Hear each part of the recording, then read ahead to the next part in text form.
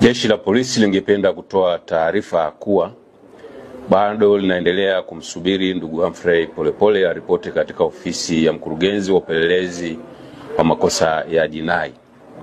Ndugu Humphrey Polepole alitumiwa barua ya wito kwa mujibu wa sheria za nchi aripoti katika ofisi ya mkurugenzi wa upelelezi wa makosa ya jinai ili atoe maelezo kuhusiana na tuma mbalimbali alizozitoa kupitia mitandao ya kijamii, lakini hadi leo hajatekeleza maelekezo hayo kwa mujibu wa sheria. Jeshi la polisi limeona taarifa zinazosambazwa kwenye mitandao ya kijamii na ndugu zake kuwa ametekwa.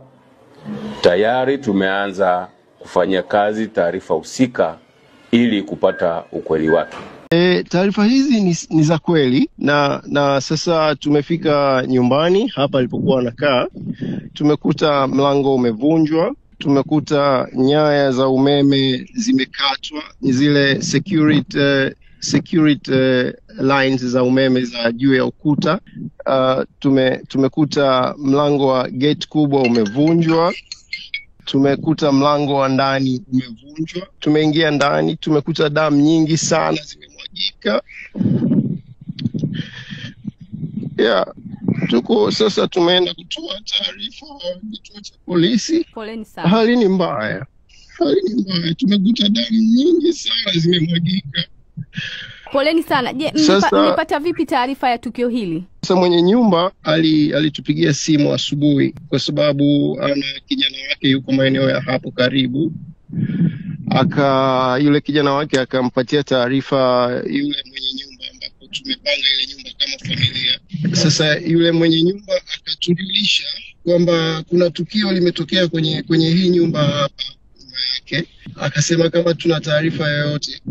So sisi tukamwambia hatuna taarifa. Ndio tukaanza kufanya jitihada za kuweza kufika hapa kwenye nyumba. Mara ya mwisho umeonana naye ama kuwasiliana naye lini? Mimi nimeongea naye jana usiku majira ya saa 2 usiku. Alikwambia nini? Na tulibadilishana mawazo kadhaa.